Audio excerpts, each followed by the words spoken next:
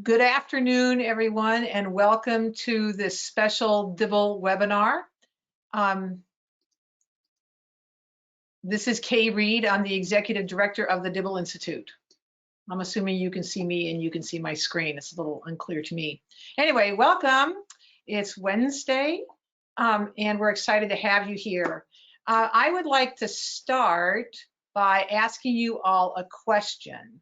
And the question is, have you ever attended a Dibble webinar before? And if you have attended a Dibble webinar before, would you please raise your hand? It's over in the control panel on your screen. I'd love to know how many of you are new and how many of you are not new. I'm going to give you a few minutes.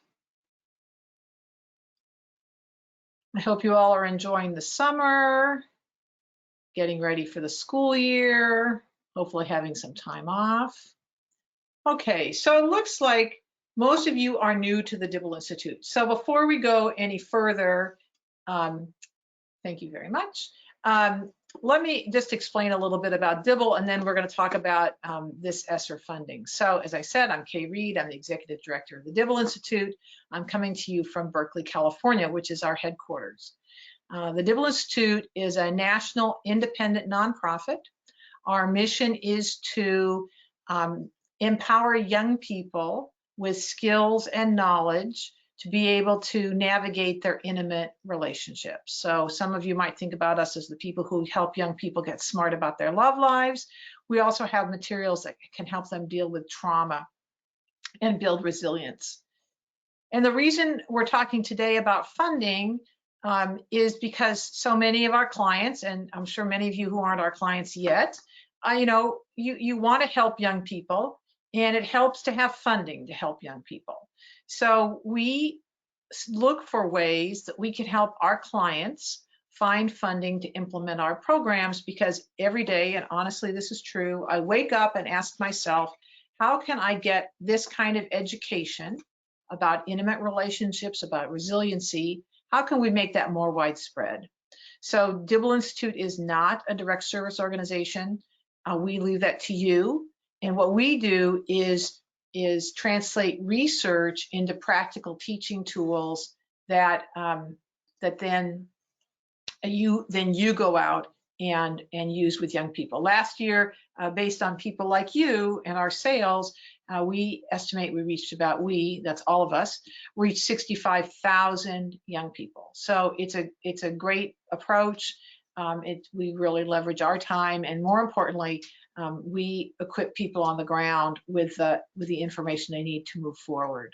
So just a couple of housekeeping things. When we do a webinar, typically people will ask things like, I can't hear. And so if you can't hear, if there's something technically wrong with that, the best thing to do is to log off and log back in. And if that doesn't work, then refer to your email that we sent earlier with a phone number, and that's just the easiest way to log back in. And this is a pretty short webinar, and I would love to have a conversation with all of you, answer your questions towards the end. So as I said, so I'm working with my colleague Esther. Esther, do you want to launch the first poll? Because I would like to kind of know who's in the room so please answer these. So, do you work with youth directly, in school, out of school, not in the school, like in the community, or you don't work with youth at all? That'd be super helpful to know.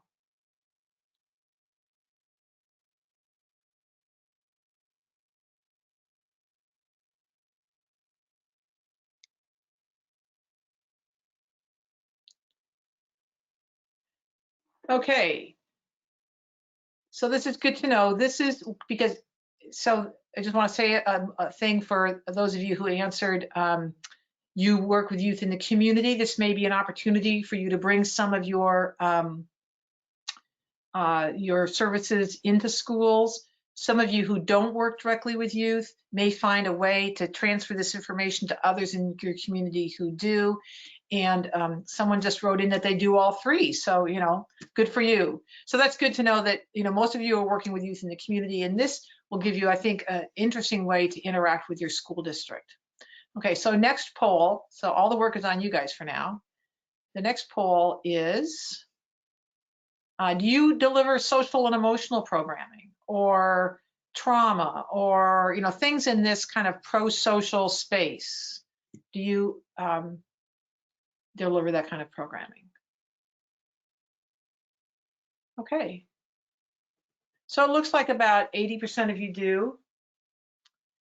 And that's great, because that's what we're going to talk about. That's what this ESSER funding will support. And for those of you who don't worry, we have some good answers for you. Okay, Esther, is there one more poll? Yes, there is. Okay, one more poll. I'm just curious if you're familiar with Mind Matters. It's a Dibble program that was published a couple of years ago, but not gotten it. We don't have a lot of research on it yet, so it's not surprising if you haven't heard of it, which is good. Okay, great. Okay, so some people know a little bit about it. Many people don't. Lucky you, today you'll learn a little bit more. And thank you for those of you who are very familiar. So excellent. All righty. Okay, so now to the content. Now your job is done, now mine begins. Today we're going to talk about this ESSER funding. It's federal funding that comes through the American Rescue Plan. And we're going to talk about what is ESSER, who gets the ESSER funding, what can it be used for, what problem it's trying to address, what kind of programming it supports, and what your next steps are. This is, you know, there's too many districts for Dibble to do all this, so we really need you to be out there helping do this. So the first thing you need to know is ESSER stands for Elementary and Secondary Schools Emergency Relief Funding. So ESSER, that's what the acronym is. So we're sharing this information because you all are in human services, just like Dibble is, and we all want to help. And we see the trauma and suffering in the community. And this is an opportunity, a unique, like, feels like once in a lifetime opportunity to really come alongside our students and their families and the teachers and help them. And as I said, this could be a great opportunity for you to become part of your own school's programming, both during this ESSER funding, which is limited to 2.5 years, let's say, and after that. So if you're seen as instrumental and you're helping the students and the schools perform better, you may have found a new niche for your services. So what is ESSER? As I said before, it's the Elementary Secondary Schools Emergency Relief Funds. And there are 3 rounds of ESSER funding. By the way, these slides will be, this webinar will be archived. We will send you copies of these slides. And I believe, and Esther, tell me if I'm right, there are, we've put in some tools into the toolkit, or, you know, some things for you to download. Esther, is that correct? Yes, there are 3 handouts, including the slides and some notes. Great. Okay, thank you. And I'll show you our toolkit as well. Anyway, so you can see, ESSER 1 was last March, just as the pandemic was beginning. ESSER 2 was in December, and ESSER 3 just happened in March. And what's significant about this funding, I mean, just look at the differences in funding between ESSER 1 and ESSER 3, almost a factor of 10 times more money. They are putting a ton of money into schools. Now, ESSER can be used by private schools, it can be used by public schools, it can be used by charter schools. These are all K-12 schools. And we'll talk about what it can be used for. But schools that are, they're supposed to be used for Title I schools. So Title I are the poorest schools. I think some states, there's some exceptions for that. So again, we're going to ask you to get curious about what's happening in your area. But basically, most every school is going to get this funding. And for those schools, it's 6 to 7 times as much money as they would normally get in a Title I allocation. So it's tons of money because, people, educators, policymakers see the impact of coronavirus on the students, and they want to make sure that schools are safely reopened and that learning loss is addressed. So as I was saying, the ESSER funds come to the state. It's on a formula. And so if you Google, don't Google now because I want you to stay in rapt attention to my every word. But when I'm done, go Google the name of your state and ESSER funds. We also have a link on in our ESSER toolkit, and you can see how much money is coming to your state. The state didn't have to apply for it. The state has to have a plan for it, but the state does not have to apply for it. And then the state has to transfer 90% of those funds to their local districts. So it's really, they're trying to go way down and push the money down to the students. States get to keep 10%. And so some states are doing social emotional learning at the state level. Some of them are doing broadband. Some are doing teacher preparedness. I mean, they're doing all kinds of things with that money. And we also have links to your state funds as well. So no one has to apply for ESSER funds, but they have to plan for ESSER funds. I guess that's the way to think about this. So ESSER can be used for many things. Obviously, we want schools to be safe. So a lot of money is going to be spent on new HVAC systems. They're going to be spent on all kinds of services. And again, we have the language in the toolkit. But what's of importance to us is that there's physical, mental, and social, taking care of the physical, mental, and social emotional needs of students. So like in California, I think every student in the state is going to get a free lunch this coming year. And partially that's through the ESSER funds. If you can't hear me, I'd suggest you, of course, if you can't hear me, you can't hear me saying this, but hang up, start again. I'm sorry you can't hear us. So in the language of the legislation, they talk about providing mental health services and supports, addressing learning losses, and providing after school and summer learning programs. So it's what we've seen, and we're just really trying to peer in as much as we can, but there's a lot of different responses to how they're helping students with the social and emotional needs of students, because not only were students traumatized, but many of them dropped out and disappeared. And so trying to pull those students back, trying to re-engage students and get them active in their learning again is one of the activities that can be supported. So as I just said, learning loss people are very concerned about learning loss. And by people, I mean people in the Federal Department of Education, in state departments of education, districts, schools. People are concerned about learning loss. Back in the World War II, they studied a cohort of 2 years of children in Dresden, Germany, that were out of school for 2 years because of the war. And they could see the impact on those students for the rest of their lives. So they're really trying to mitigate for that. The NEA says social and emotional learning should be a priority of schools. They're also very concerned about the emotional and mental health of the school faculty and staff, not just you can't attend to your students if you're not doing well yourself. And finally, just last week, Miguel Cardona, the Secretary of Education, was in California, and he's quoted as saying he encourages schools to spend the funds to support student emotional needs, and they shouldn't hesitate to spend those money immediately.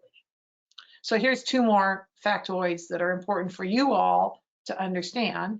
One is that people are very concerned this is so much money they can't spend it, that it's so much money that it is meant to be obligated by September 2022, and then it could be spent through September 2023, and that this is so much money schools may not be able to spend it.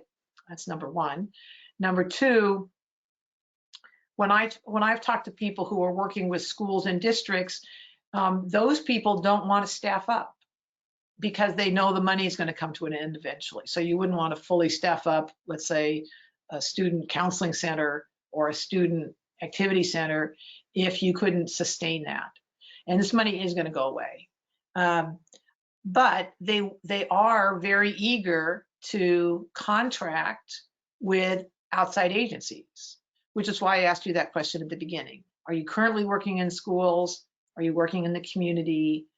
Do you know people who are? Because we're starting to see districts send out requests for proposals to start contracting. I mean, there's a variety of methods that people are using to bring community-based organizations alongside the district to help support these social and emotional needs. And so it's not, it's not the most widely known thing, and that's why we're trying to do this. Is it's a chance for you all to go into your districts and offer to help and see how you can do that. So there's one more hook, and then we'll get down to how do you do this. So current educational thinking is they're using an approach called multi-tier systems of support, and the acronym is MTSS. And basically, this is about wanting to meet students where they are with the level of support they need at the time. And so imagine with me a grid. So the columns would be math and English and SEL are the columns, and the rows would be tier 1, tier 2, and tier 3. So a tier 1 intervention, it's the first intervention, is one that happens to the whole school, right? Everybody's in. So for instance, everybody takes math, everybody takes PE, everybody might have, after morning announcements, might have a brief social and emotional learning experience, right? Everybody gets it. Doesn't matter who you are in the school. Tier 2 is the next level intervention. So if you're having trouble with math, you might come at lunchtime and be in a small group tutorial, math tutorial or English tutorial.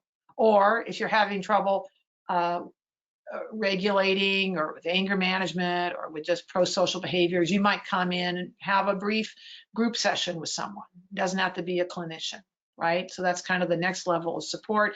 And the last one is like, you need to be with a math specialist, or we need to send you to a reading specialist, or you're going to see a therapist. And they're all, no judgment there. It's just that schools want to meet kids where they are. So some states require MTSS, others encourage it, but like in California, while it's encouraged, people are doing it all the time in schools.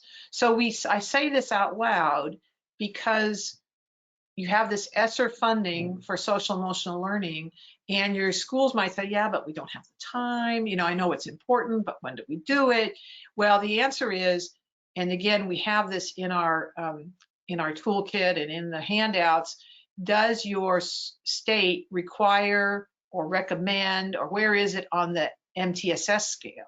Because you could say to your district or your principal, we can help you out on the MTSS part, right? We can come in and do the small group intervention as part of that. So it just gives you a hook, and it could also be, MTSS is going to be with us for a while and could be another way for you, for your services to be used over the longer term. So I asked you about Mind Matters. We published Mind Matters about 3 years ago, and to us, it feels like it's the right curriculum for the time, for this moment. It covers self-soothing, understanding the physiology of trauma, having compassion for the hijacked brain, and then developing skills and habits to put a person on the road to healing. It's for students 12 and up. It can also be used by adults. So we talked about earlier how adults need professional development, and it could be used with an adult population as well. And so it can be taught by paraprofessionals. There aren't enough therapists in the world to take care of all the trauma that we're seeing. And if you'd like a review copy, you can certainly request one online, or you can put your email in in the chat box, and we'll send you a 15-day review copy to look over and see if it's something that you'd like to introduce to your school district. Some of you may also be using Relationship Smarts Plus or Love Notes. And while there isn't as direct a way that it correlates to like actual skills around trauma, it can be very helpful in terms of helping re-engage students. So for instance, I saw a bunch of you this morning are from North Carolina, and North Carolina required summer school this summer, and they required that one of those be a non-academic class. And so wouldn't this be fun? You know, My Love Life, oh my gosh. So there could be opportunities for you to teach these programs that you already know. Again, it's all about what your district sees as its issues and needs for its young people. Okay, so here's your assignment. Get curious. As I said before, Google Google ESSER and the name of your state, or Google your school district and the word ESSER, and just see what you can find. As I said, there's a tiny school district, I didn't say this, but we're seeing activity, and one includes like a tiny school district in Mississippi who is starting to put out a request for a proposal for SEL programming for its students and staff. And it's like really a tiny district. So districts are starting to roll on this. In California, districts have until the end of September to work on their plans. So good to just start with a Google search. And then the next step would be to contact somebody at your local or county school district. It depends how big your agency is, but we're finding that the superintendents obviously are very involved. Some school districts have an SEL coordinator, they might have a school climate coordinator, a head counselor.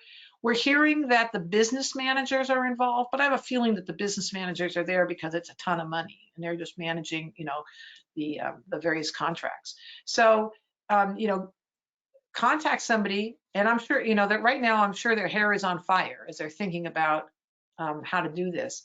And, ask them how they're planning to address student trauma and student disconnection this summer, next year, the summer after that, and ask them how are they at all looking at the MTSS formula or SEL and what's missing, you put on your interviewing hats, your journalist hats, and just ask them lots of questions so you can understand what they're already doing and maybe what gaps are for them in this programming. Part two, what you have going for you is you're ready. Lots of you already have expertise in working with teens. Some of you already know about programming that could work, including Mind Matters.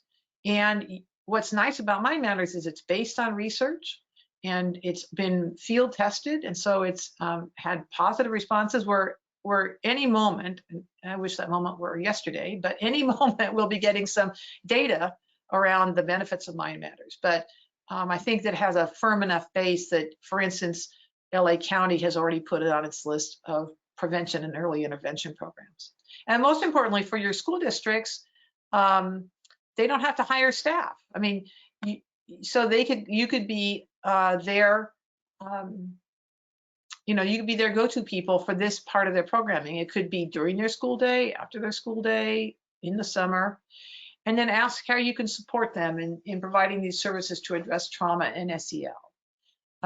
With this little district, we had a client in this little district in Mississippi, and we said, well, what would make sense is, the Dibble Institute could train the teachers in the programming so they knew what was going on, and then this agency would actually conduct the classes with students, but the teachers would have had that training for their own mental health, their own well-being, and to be able to support students when the staff wasn't there. So the Dibble Institute is more than happy to come alongside you if you see these opportunities and see how we could do things together.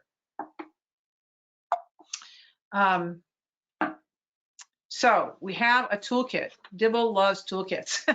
So if you go to our website under free resources toolkit and ESSER funding toolkit, you'll get there. And on that website, we have lots of, more details around what is this funding for, who can spend it, links to what your states are doing, links to various other products and projects we have. So, and if you think there's something that you're missing, let us know and we'll be happy to put it up there for sure. So please join us on this ESSER journey. Like I said, we are not experts in this. We've been trying to figure it out. Esther and I have been, mostly Esther, has been trying to figure out the whole ESSER thing. Every state's different, every school's different, every district's different. So we're here learning with you. And if you make these calls and you learn something important or even not important, we'd love to know what that is so we can help others manage this amazing opportunity to really be of service to people. So that's the end of my spiel. The school district that was doing, so I'm looking at questions now. The school district was the Cleveland School District. I think that's down in the Bayou area. But other school districts may.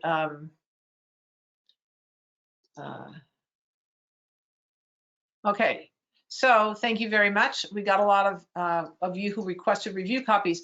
Are there any other questions we can answer about this? Anything else? Okay. Well, there being, I'm just making sure okay. Yeah. So anything else you have? So if you would write your question in the question box, that would be super helpful. I see a couple of you have questions. Sorry, it wasn't that clear. So Samriti and Adelina, what are your questions? Can the funds be used for students and families or strictly students? Now that's a great question. Esther, do you have an opinion about that? Students and families or strictly students? I would say it's mostly for students. You might find a school district that is doing like an intervention for families, but I would say it's primarily student-based. Right, I think they're mostly students. I think you could though frame, like if you said we're gonna have an orientation for parents who are gonna be doing for their children, because we want them to know what's going on, and you happen to give them self-soothing, some self-soothing exercises or other things to deal with their trauma. I think if it was in support of student well-being, you might be able to do that.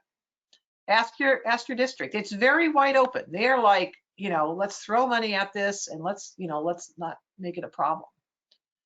So are there specific criteria? No, not that we know of. I mean, what we've shown you, and you can certainly Google ESSER, 1, 2, 3, the funding. The legislation does not have a criteria for SEL programs. It doesn't say it has to be on the CASEL list.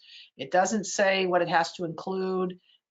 They're really leaving that to each district to decide upon. Why will the school district not have a behavioral intervention specialist deliver the trauma curriculum? Well, they could. I think this person is asking, if the school already has a behavior intervention specialist, but here's my hunch. Every student is traumatized, right? And they're trying to do this broadly. So, as we talked about that tier 1, tier 2, and tier 3, the intervention specialist might be dealing with the kids who need the most help, but it's possible that another agency could come in and just help, kids at the 1 or 2 level,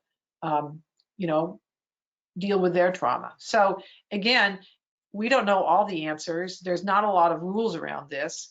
it's a good thing to ask your district, and you might even call the behavior intervention specialists and see what they, are they able to do everything they want, and what, can they do something else? Is there, because there's, again, tons of money people are worried won't be spent.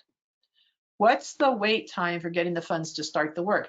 Again, this is on your district. It's a great question. Everybody write that one down. What's the wait time? So in this little Cleveland district in Mississippi, the deadline for the RFP was July 20th, and they were going to alert the winners on July 27th, and work was to begin on August 1st, like crazy fast. In California, they extended the deadline until October 1st. So they have the money. This isn't like they're having to ask the feds for it. They've got the money. So another good question to ask your district. No cost extensions for the year end 2022. Well, it's more like, it's called obligating funds. So all the money has to be spent. Let me use my air quotes. All the money has to be spent by the end of September of next year, 2022, meaning obligated. So everything is lined up. So, and again, check with your district, but my reading of it is that if they said, okay, we're gonna give this nonprofit $50,000 to run after school programming on SEL for the 22-23 school year, they would have to have that in place by September of 22. So it's kind of like a no cost extension, except the word I think is obligation. Is there a way for ESSER funds? I believe ESSER funds can come directly to after school programs because they talk about using it in after school programs, yeah, and summer programs. Now that's a good question, Deborah. Pre-K through 12th grade, for sure it's K to 12. And I'm reminded that somebody asked me this last week and I never looked it up, and that was, can it be used for preschool? I mean, I know pre-K. So I think if it's, again, your district is your expert here, not us. But I'm thinking that it's for schools and it's for school systems. So if pre-K is in the system, I'm pretty sure that it's in the system. And it's through 12th grade, and it can be in alternative schools, it can be in technical schools, it can be in, it's for schools. Yeah, I think parental workshops, if you, again, talk to your school district, and we'd love to hear what you find out. Do community agencies apply as a contract service? Is this how community agencies get the ESSER funds? Right, okay, so this is about community agencies. So ESSER funds only go to states and then go to districts. So there's no way people outside of the school system can apply to the feds or the state. Well, certainly apply to the feds for ESSER funds. State projects seem to be statewide. So we know that in Utah, they're using their state funds to help amass a resource list of like SEL professional development and self-care for teachers. So that's going to be used. So my hunch is if you're at a state level, you could maybe contract with the state, but it would have to be for something happens statewide. So community agency, yeah. So if you're a community agency, call your superintendent, ask those curious questions, because again, Google, maybe they've already released an RFP. I don't know. Everybody's on a different timeline. So, but yes, community agencies can, in theory, be, do a contract, it could be fee for service, it could be a grant, it could be, who knows. Suggestions for a teacher trauma intervention curriculum. Okay, okay, so everybody laugh. Where you sit is where you stand. So I actually think Mind Matters is a great teacher trauma intervention. We did it with adults last spring during the crisis, during the hardest part of the pandemic, starting in April through June. And we had people, we taught them, we weren't teaching them how to teach Mind Matters. We taught them Mind Matters, and they were so grateful, so grateful. So, that's what I would use. I'm sure there are others. I don't know what they are. So can ESSER funds be used by juvenile justice schools? Now that's a very interesting question. often juvenile justice schools are run by your county, and I am not sure where county offices of education are in this pecking order, but I suspect that, I mean, this is all about schools. So I don't think they're off the table. I would think they are on the table, but they may come through and maybe the counties are getting some of that money, some of that 90% may be going to the counties. Most every state has published a list of how much money each district is getting, because it's just a formula. So you could look on your state's list and be able to pull up the list of who's getting it, and you may find that your county offices. But yeah, for sure, I would certainly ask them. So the monies are meant to like do these programs. So Nancy asked, can they be used to pay salaries? And the answer is yes, of course. If you're there delivering programming, it's going to pay for you, your overhead, your insurance, your materials, the training you need to get up to date on that program. I mean, they're buying from you, or they're a full service, like we want you to come in and do SEL, or we want you to do this, this in the summertime, or whatever it is. So yes, it's not, again, let me just say this again. It is so much money. People are worried that they can't spend it all. Districts are going to subcontract this because they are not going to want to staff up, and they're going to be looking for community partners. They just don't know that they need you yet. And if they ask you, you could just say, we work with a curriculum developer, a nonprofit curriculum developer, and they've been watching this on a national level. And I'm just curious what you're doing, because they gave me all these interesting ideas that we should be asking you about how we can help. So I think it's all about you helping. Okay, I think we're, yeah, good to know, huh? Pay for an entire program. Okay, so if there are no other questions, it's been super fun to be with you guys this afternoon. And again, if you want a review copy, just drop your email in the question box. We will send immediately after this webinar. We're going to send you out a letter with links to this webinar, to our other resources.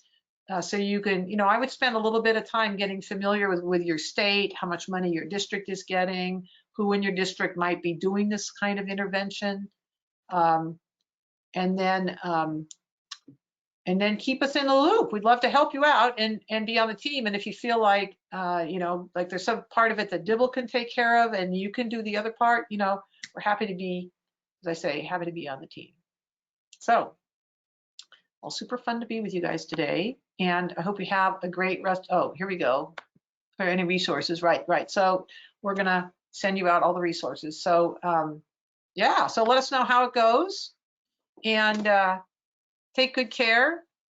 I was gonna say something cranky like everybody get your vaccine, but you guys are making up your minds. So I hope you're getting all the information you need. Okay, thank you so much. We'll talk to you later. My email is kayreed@dibbleinstitute.org. If you have any questions, please let me know. And pleased to have you on the team. Thanks so much. Have a good rest of the afternoon.